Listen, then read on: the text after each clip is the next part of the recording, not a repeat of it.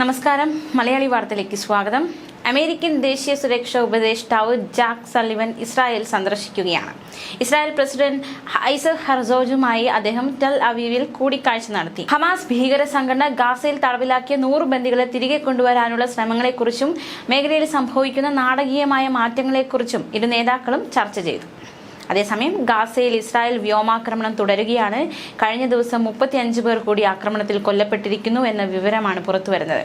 ഗാസയിൽ ഉടനടി വെടിനിർത്തൽ ആവശ്യപ്പെട്ട് UN ജനറൽ അസംബ്ലി പ്രമേയം പാസാക്കിയിരുന്നു. ഇതിന് പിന്നാലെയാണ് ആക്രമണം ഉണ്ടായിരിക്കുന്നതെന്നതും ശ്രദ്ധേയം.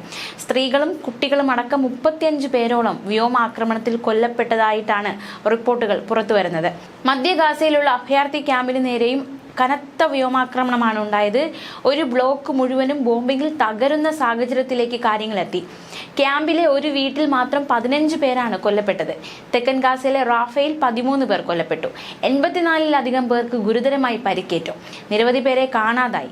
മാത്രമല്ല, പെട്ടെന്നുണ്ടായ ഈ ആക്രമണത്തിൽ അഭയാർത്ഥി ക്യാമ്പ് തകർന്ന് തരിപ്പണമാകുന്ന കാഴ്ചയാണ് കാണുവാൻ സാധിച്ചത്.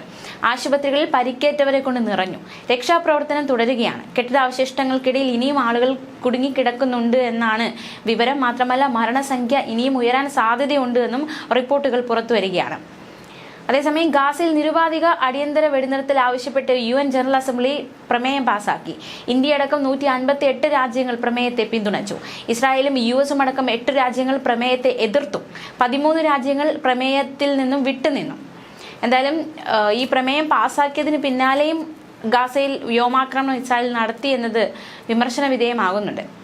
അതേസമയം മറ്റൊരു വാർത്ത കൂടി നോക്കാം. സിറിയൻ തലസ്ഥാനമായ ദമാസ്കസിന് നേർക്ക് വീണ്ടും ഇസ്രായേൽ ആക്രമണം. സിറിയയുടെ സൈനിക ശേഷി ദുർബലപ്പെടുത്തുക എന്ന ലക്ഷ്യത്തോടെ വലിയ രീതിയിലുള്ള ആക്രമണമാണ് നടക്കുന്നത്. കഴിഞ്ഞ ദിവസങ്ങളിൽ 500-ലേറെ ആക്രമണങ്ങളാണ് ഇസ്രായേൽ നടത്തിയത്. പ്രകോപന നടപടികൾ ഉപേക്ഷിക്കണം, ഇല്ലെങ്കിൽ ഗുരുതര പ്രത്യാഘാതം ഉണ്ടാകും എന്ന മുന്നറിയിപ്പ് ഇസ്രായേലിന് തുർക്കി നൽകിയിരിക്കുകയാണ്. സിറിയയുടെ പരമാധികാരം, സ്വാതന്ത്ര്യം, ഇതിന് നേരെയുള്ള ആക്രമണങ്ങൾ അനുവദിക്കില്ല എന്നും തുർക്കി വിദേശകാര്യമന്ത്രി തുറന്നടിച്ചു. സിറിയയ്ക്ക് നേരെയുള്ള അധിനിവേശം ആക്രമണം അവസാനിപ്പിക്കണം. ഇസ്രായേലിനെ ഈ കാര്യം അറിയിച്ചിട്ടുണ്ട് എന്നും തുർക്കി വിദേശകാര്യമന്ത്രി വ്യക്തമാക്കി. സിറിയയിൽ സമാധാനപരമായ അധികാര കൈമാറ്റം സാധ്യമാക്കാൻ US state secretary Antony Blinken മേഖലയിലെ രാജ്യങ്ങളുടെ പിന്തുണ തേടുകയായിരുന്നു. അതിനിടയിലാണ് ഇസ്രായേൽ വീണ്ടും ആക്രമണം നടത്തിയത്. തുർക്കി പ്രസിഡന്റ് റജബ് തയ്യിബ് ഉർദുഗാനുമായും ഇറാഖ് പ്രധാനമന്ത്രി മുഹമ്മദ് അൽ സുഡാനിയുമായി ആന്റണി ബ്ലിങ്കൻ കൂടിക്കാഴ്ച നടത്തിയിട്ടുണ്ട്. മുൻ പ്രസിഡന്റ് ബഷാറുൽ അസദിന്റെ പതനശേഷമുള്ള ആദ്യ വെള്ളിയാഴ്ചയായി ഇന്നലെ ദമാസ്കസിലെ ഉമയ്യദ് ചത്വരത്തിൽ ആയിരങ്ങൾ പങ്കെടുത്ത വൻ റാലിയും അരങ്ങേറി. ന്യൂസ് ഡെസ്ക് മലയാളി വാർത്ത.